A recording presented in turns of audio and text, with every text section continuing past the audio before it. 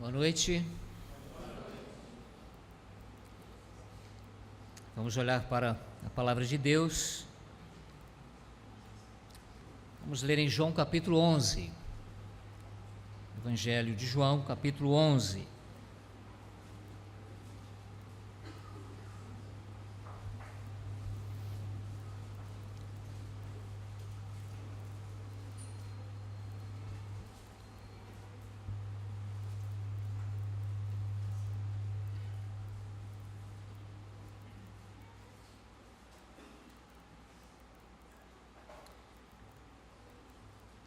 Versículo 3, mandaram, pois, as irmãs de Lázaro dizer a Jesus: Senhor, está enfermo aquele a quem amas. Versículo 32, João 11, agora versículo 32. Quando Maria chegou ao lugar onde estava Jesus, ao vê-lo, lançou-se-lhe aos pés, dizendo: Senhor, se estiveras aqui, meu irmão não teria morrido. Jesus, vendo-a chorar, e bem assim os judeus que a acompanhavam, agitou-se no espírito e comoveu-se, e perguntou: Onde o sepultastes? Eles lhe responderam: Senhor, vem e vê. Jesus chorou. Então disseram os judeus: Vede quanto o amava. Mas alguns objetaram: Não podia ele que abriu os olhos ao cego fazer que este não morresse? Jesus, agitando-se novamente em si mesmo, encaminhou-se para o túmulo. Era este uma gruta a cuja entrada tinham posto uma pedra. Então ordenou Jesus: Tirai a pedra. Disse-lhe Maria, irmã do morto: Senhor, já cheira mal, porque já é de 4 dias. Respondeu-lhe Jesus: Não te disse eu que, se creres, verás a glória de Deus? Tiraram então a pedra. E Jesus, levantando os olhos para o céu, disse: Pai, graças te dou porque me ouviste. Aliás, eu sabia que sempre me ouves, mas assim falei por causa da multidão presente, para que creiam que tu me enviaste. E tendo dito isto, clamou em alta voz: Lázaro, vem para fora. Saiu aquele que estivera morto, tendo os pés e as mãos ligados com ataduras e o rosto envolto num lenço. Então lhes ordenou Jesus: Desatai-o e deixai-o ir. Muitos, pois, entre os judeus que tinham vindo visitar Maria, vendo o que fizera Jesus, creram nele. Outros, porém, foram ter com os fariseus e lhes contaram dos feitos que Jesus realizara. Capítulo 12, mesmo Evangelho, capítulo 12, primeiro versículo. 6 dias antes da Páscoa foi Jesus para Betânia, onde estava Lázaro, a quem ele ressuscitara dentre os mortos. Versículo 9. Soube numerosa multidão dos judeus que Jesus estava ali, e lá foram não só por causa dele, mas também para verem Lázaro, a quem ele ressuscitara dentre os mortos. Mas os principais sacerdotes resolveram matar também Lázaro, porque muitos dos judeus, por causa dele, voltavam crendo em Jesus. Ontem começamos a pensar num assunto que está ligado ao testemunho de uma igreja que o Senhor está reunindo em uma localidade. O evangelismo, a salvação, visando a salvação das pessoas, e também o discipulado. E nós nos baseamos no texto que acabamos de ler. Ontem lemos outro texto, mas hoje o que lemos é o suficiente, e fizemos um paralelo entre 2 lugares: a capital de um povo, Jerusalém, e uma pequena aldeia que é citada no texto que lemos, chamado Betânia. E no paralelo nós percebemos que Betânia fazia um contraste com a capital religiosa. Organizou uma religião, Jerusalém, em nome de Deus, para agradar a Deus, para sacrificar a Deus, mas Deus mesmo não encontrava espaço na experiência daquelas pessoas. Estavam envolvidos com as coisas de Deus, mas não tinham uma experiência efetiva com o Deus daquelas coisas. E entre outras comparações que nós fizemos, nós percebemos a Betânia, a pequena aldeia de Betânia, como um contraste na capital religiosa. Betânia, para onde o Senhor Jesus concorreu muitas vezes, depois de ter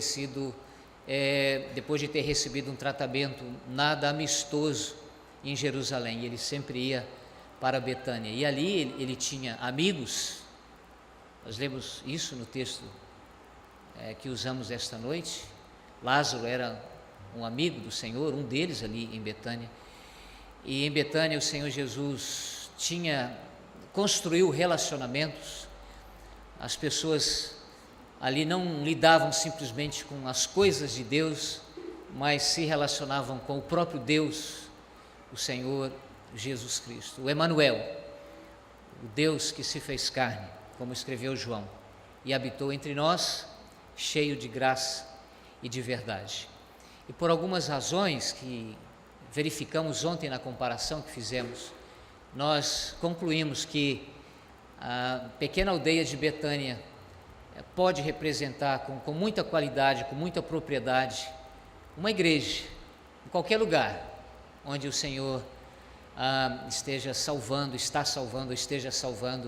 homens e mulheres, jovens e adultos e idosos. Então, Betânia pode representar uma igreja com propriedades.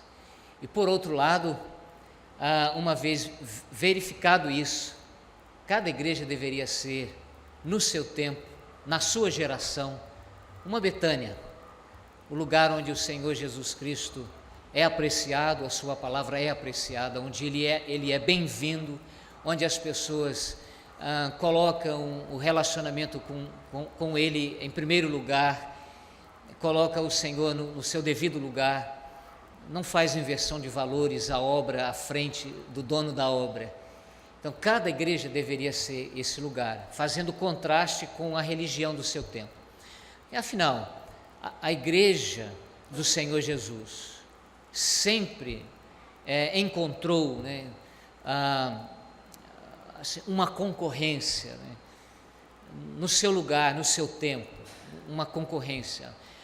A igreja sempre enfrentou um sistema religioso, em qualquer tempo, em qualquer época, organizado em nome de Deus, onde usa a Bíblia, onde fala-se sobre Deus, mas Deus mesmo não tem abertura ali, não encontra abertura ali. Então, cada igreja deveria pensar nisso, refletir sobre isso e desejar ser. Não é fácil, mas deve desejar ser e se empenhar em ser uma Betânia, no lugar onde está sendo reunido. E o personagem de Betânia que nos faz pensar sobre pregação, sobre salvação, sobre vida eterna, sobre discipulado, é Lázaro. O texto que lemos tratou muito da experiência de Lázaro. E quando nós olhamos alguns detalhes no texto que acabamos de ler, nós somos lembrados do testemunho da igreja, da responsabilidade da igreja, de pregar o Evangelho, na expectativa de ver pessoas sendo salvas, pessoas sendo transformadas, pessoas tendo experiência com Deus, experiência de regeneração, experiência de conversão, experiência de transformação. Mas não será possível se o Evangelho não for pregado na igreja. Nós fizemos menção, eu fiz menção de algo que eu ouvi recentemente, muito, muito triste, lamentável, assombroso, por sinal. Uma igreja onde decidiram não falar sobre pecado e não falar sobre inferno. Então, se não vamos falar sobre pecado, então não vamos falar sobre inferno também. É a igreja que está se adequando ao espírito da nossa época, o espírito do politicamente correto, né? Politicamente correto. Mas a igreja só será um lugar onde o Senhor Jesus, a sua voz poderá ser ouvida, onde as pessoas poderão ter experiência com Deus, de salvação, de regeneração, na igreja, onde o Evangelho for pregado, o Evangelho do Senhor Jesus Cristo, o Evangelho que apresenta o Cristo crucificado. Eu sei, como vocês também sabem, da grande dificuldade do nosso tempo, de se dizer a verdade, de se pregar a verdade, porque a filosofia que foi adotada pelo nosso tempo, pela nossa época, é aquela maldita teoria da verdade particular, é o relativismo, cada pessoa tem a sua própria verdade. Não construam muros, isso vai contra inclusão, é a palavra da hora, inclusão, em todos os sentidos. Criem pontes, isso tem relação com acessibilidade, é a palavra de ordem do nosso tempo. E o que se pretende finalmente é globalizar, é a globalização. Então, nós vivemos nesse tempo, nessa época, quando essa maldita teoria tem sido adotada como um regente de conduta, pregar a verdade, dizer a verdade, anunciar o Evangelho. Isso é muito difícil, porque o que nós ouvimos agora, desde o ensino fundamental, passando pela faculdade e na mídia, é que você tem que aceitar a pessoa, ainda que ela pise a verdade, ela não considere a verdade, você não pode contrariar as pessoas, isso é discriminação, isso é preconceituoso, mas a igreja não poderá ser, ela só poderá ser, melhor dizendo, o lugar onde a voz de Deus é ouvida, onde a voz de Cristo é ouvida, onde Cristo é encontrado, no lugar onde o Evangelho é anunciado. Não tem como receber vida, não tem como ter experiência de fé no lugar onde o Evangelho não é pregado, onde a palavra de Deus não é considerada como verdade, verdade absoluta. Absoluta é redundância, porque verdade é verdade, já é absoluta, mas por causa do vício de linguagem, verdade absoluta. E nós passamos por cima de alguns versículos que mostram a importância da palavra de Deus na pregação do Evangelho. A pregação do Evangelho não está separada da salvação, a salvação não está separada da pregação do Evangelho.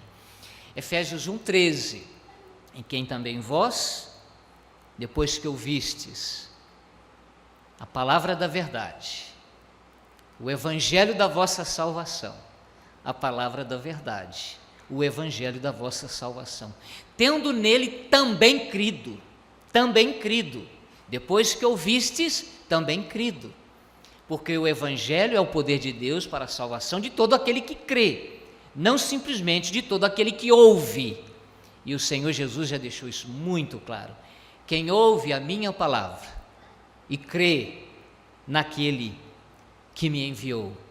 Então, o Evangelho da vossa salvação é a palavra da verdade. Não tem como pregar o Evangelho sem dizer a verdade. E não tem como dizer a verdade omitindo a pregação do Evangelho. E se a igreja deve ser uma Betânia, onde as pessoas podem receber vida, onde as pessoas podem ter uma experiência com Deus, onde as pessoas podem passar do império das trevas para o reino do Filho do seu amor, passar da condenação para a absolvição. Quem ouve a minha palavra, crê naquele que me enviou, tem a vida eterna. Já é uma experiência presente, não é? Terá, dependendo da performance da pessoa, tem a vida eterna, porque a vida eterna está baseada não na performance da pessoa, mas naquilo que Cristo fez, definitivamente, na cruz do Calvário. O evangelista Mateus, ele disse, na morte do Senhor Jesus, o véu do santuário, que representava aquele véu que escondia a presença de Deus, que indicava que o pecador não tinha acesso franco à presença de Deus, livre.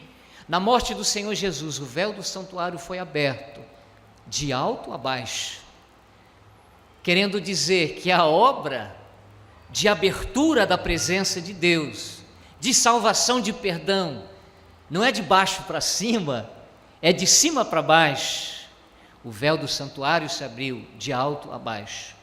Mas Mateus acrescenta mais um detalhe interessante, não só interessante, mas instrutivo, verdadeiro, em duas partes, de alto a baixo, em duas partes. Não foi aberto de alto a baixo até a metade. Então veio aquilo que é só um ditado: faça a tua parte que eu te ajudarei. E isso é ditado, isso é tradição.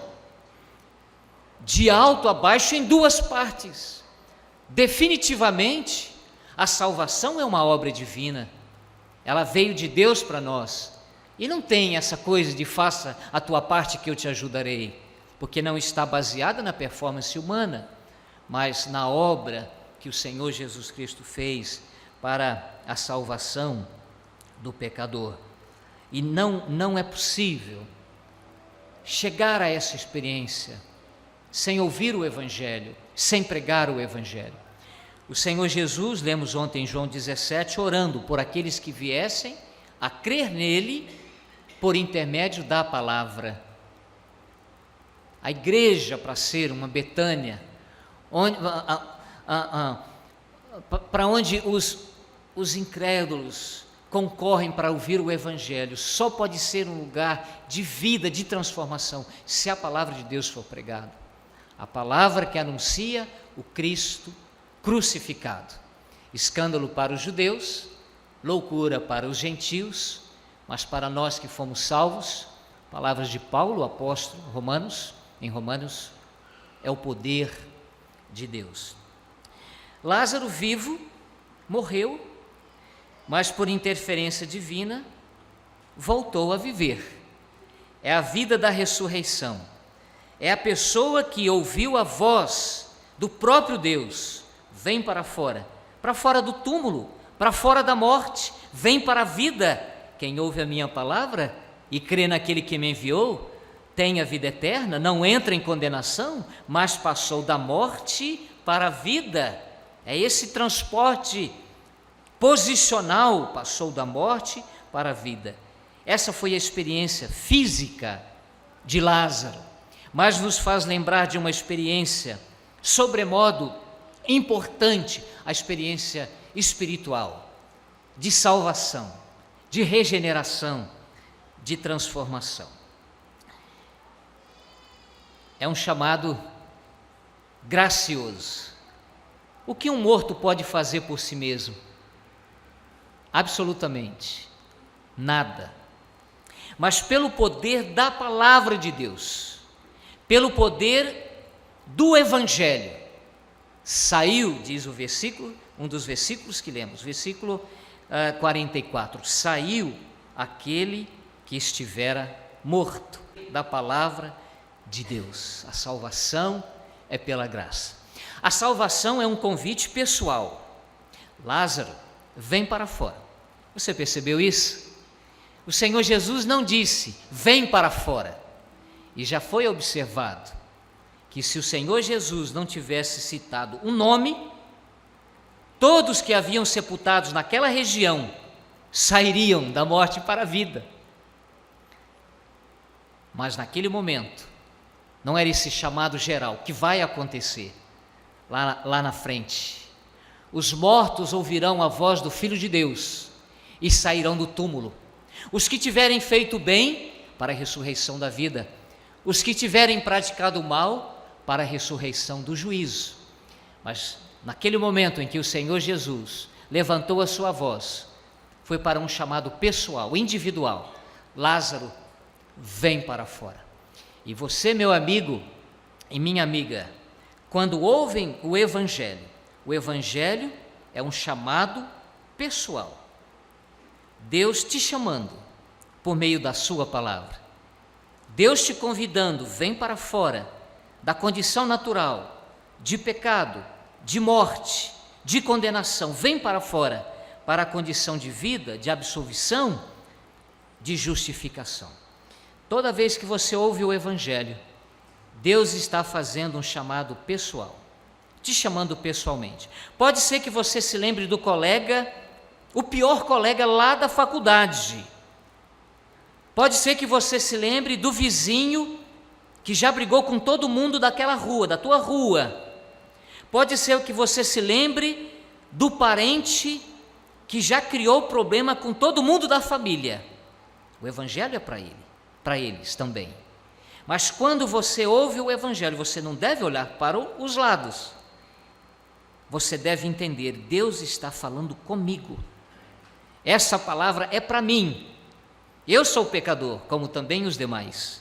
Eu preciso de salvação. Eu preciso conhecer o Senhor Jesus como meu Salvador pessoal. Porque dizer que o Senhor Jesus é o Salvador do mundo é uma coisa, mas dizer o Senhor Jesus é o meu Salvador pessoal é outra coisa. Então, nesta noite, enquanto você ouve o Evangelho, a voz é só do Ezequiel, mas a palavra é de Deus. Deus está te chamando. Vem para fora. É um chamado pessoal.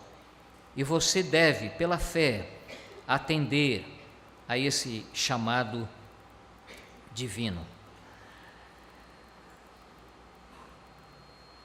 O Evangelho é a voz do Senhor Jesus Cristo chamando para a salvação.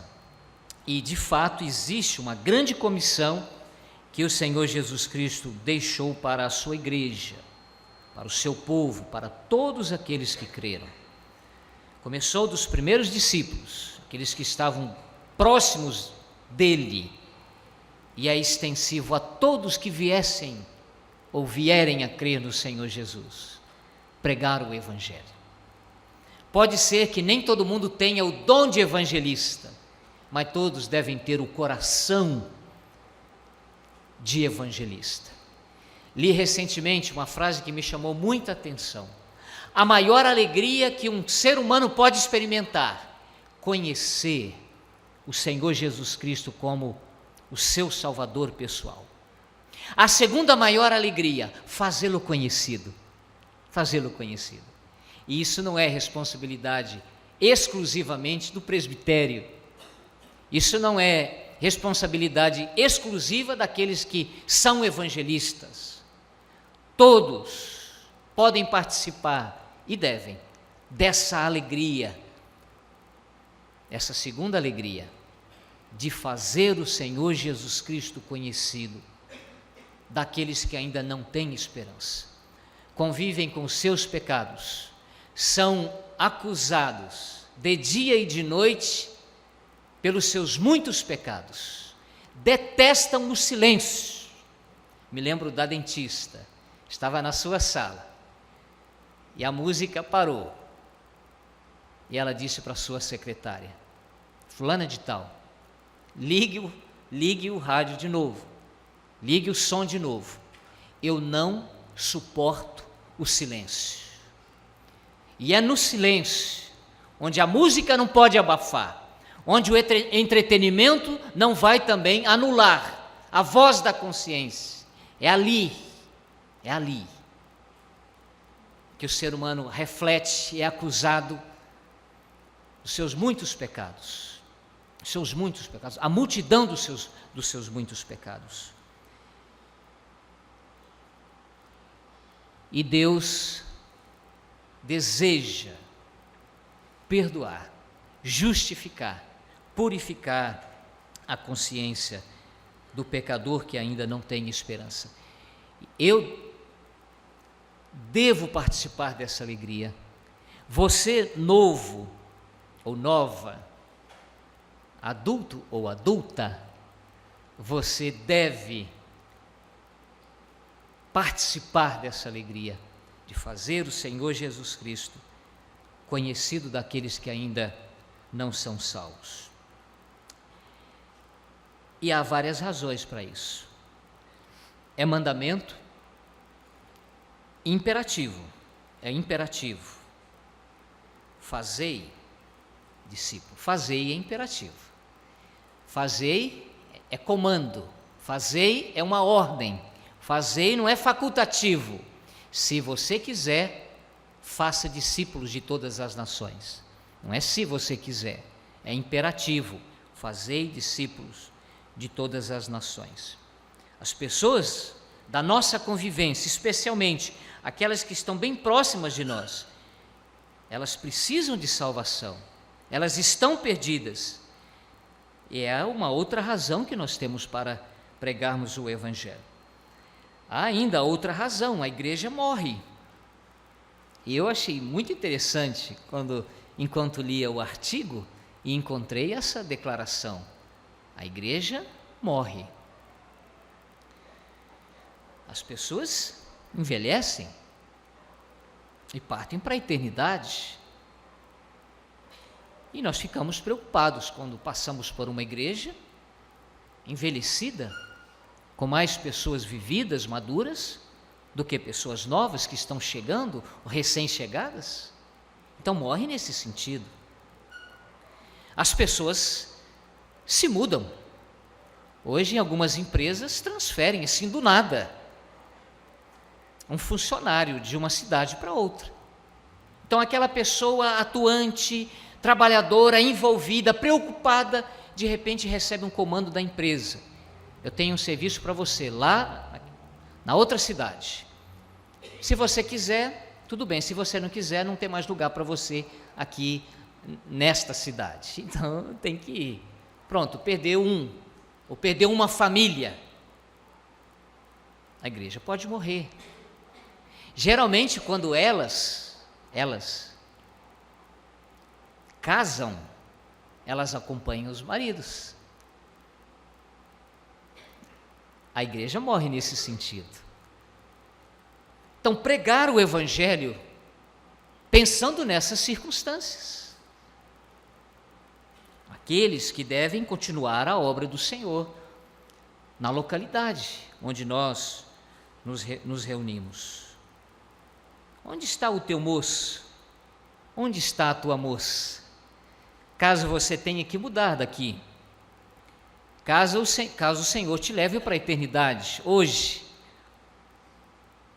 ou daqui a pouco, quem ficará no teu lugar para continuar a obra do evangelismo, a obra do Senhor, no lugar, na igreja que você está representando aqui nesta noite, ou de Santa Teresinha mesmo?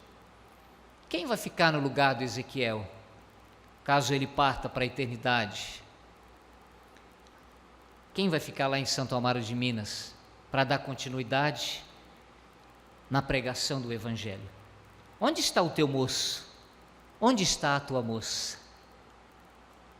Aquele que deve pregar o Evangelho caso o Senhor nos tire da localidade onde estamos. Então comecemos a pregar o Evangelho. É mandamento, é imperativo, as pessoas precisam de salvação. A igreja pode morrer nesse sentido. A igreja precisa de sucessores, o bastão precisa ser passado para outras pessoas. Então preguemos o Evangelho. Comece a pregar o Evangelho em casa. Comece a pregar o Evangelho para os próprios filhos, para os nossos próprios filhos. Isso sempre foi uma necessidade. Esta não é a vontade de Deus só para os judeus, que deveriam ser caprichosos na educação dos seus filhos, no conhecimento que seus filhos deveriam ter do Deus dos seus pais, dos feitos dos seus pais. Na mesa, no andar, no caminho, no deitar, no levantar.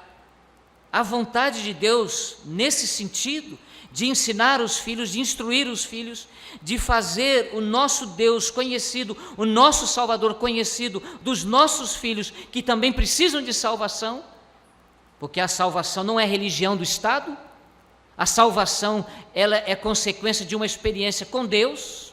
Então os nossos filhos precisam de salvação, eles precisam ouvir o Evangelho, sempre foi uma necessidade, e não é a vontade de Deus só para os judeus, é a vontade de Deus para nós que pertencemos à sua igreja. Isso sempre foi, essa sempre foi uma necessidade.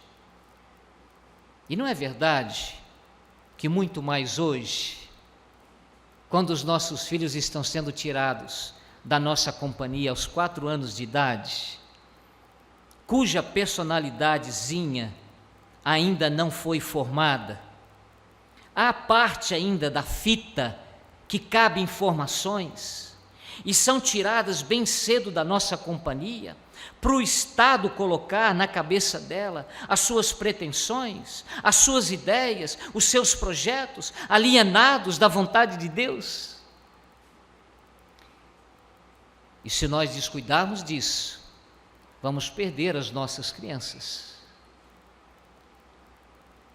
Ensine a criança, veja o que ela está fazendo.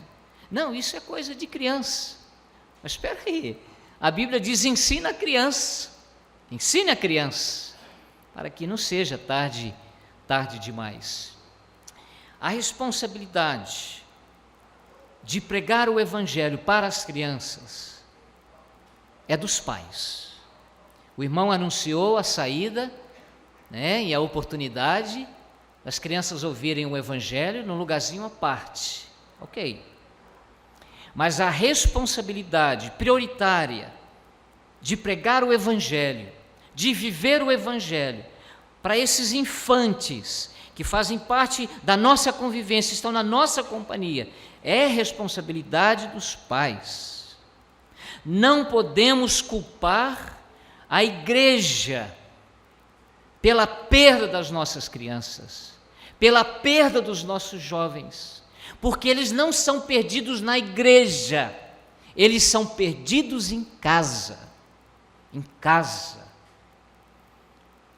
Os pais não pregam e não vivem o Evangelho na companhia deles.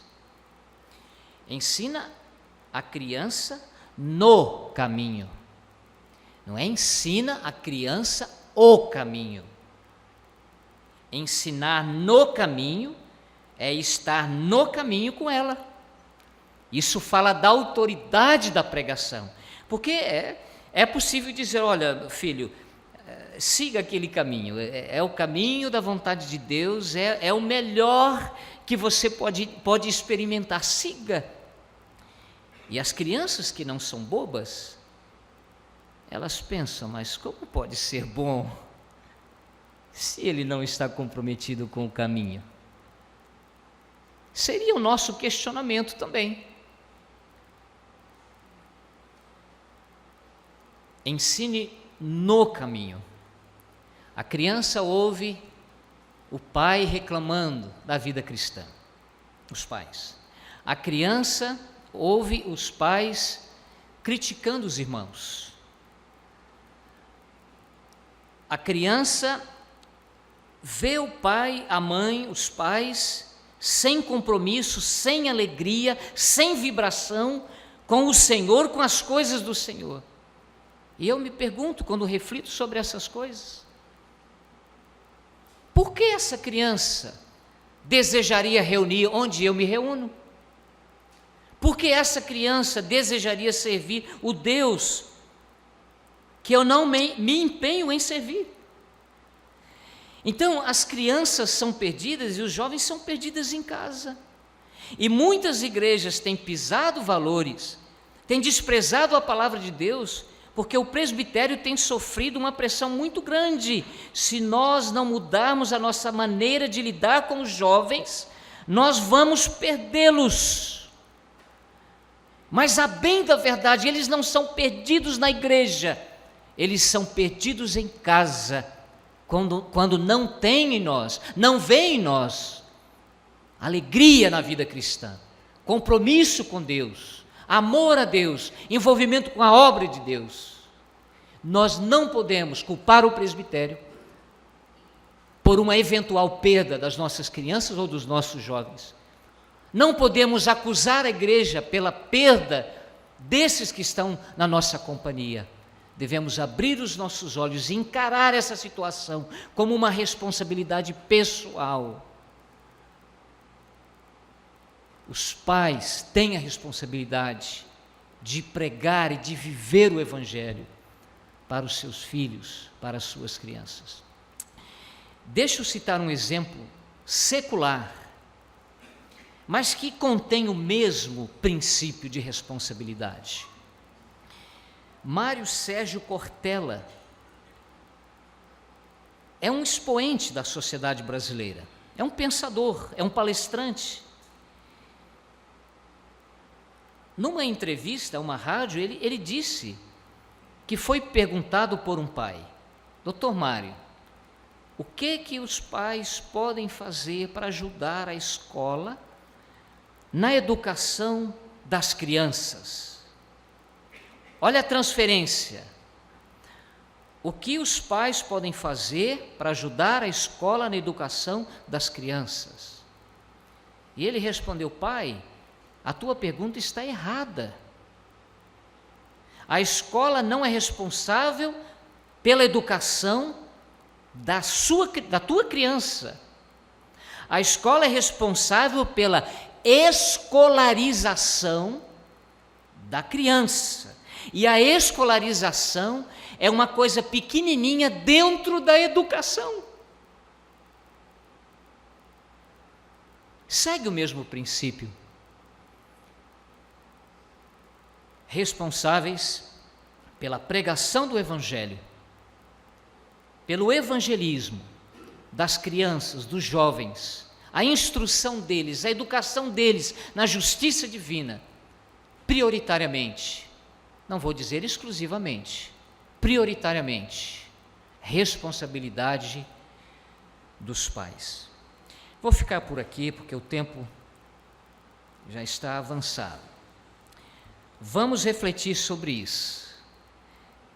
Cada igreja deve ser uma Betânia, um lugar onde as pessoas podem encontrar o Senhor Jesus, podem ouvir a voz do Senhor Jesus, convidando para a salvação, oferecendo perdão, oferecendo justificação. Mas isso só será possível se nós nos comprometermos com a pregação integral do Evangelho. Pode não ser politicamente correta, mas é a verdade que salva. É melhor sermos taxados de pessoas que não são politicamente corretas do que sermos desonestos com os nossos ouvintes, que estão correndo o risco de perdas eternas. Sermos fiéis ao Senhor do que recebermos a bajulação dos pensadores do nosso tempo. Que o Senhor nos ajude, nos fortaleça, nos faça refletirmos sobre essas verdades da sua palavra. Amém.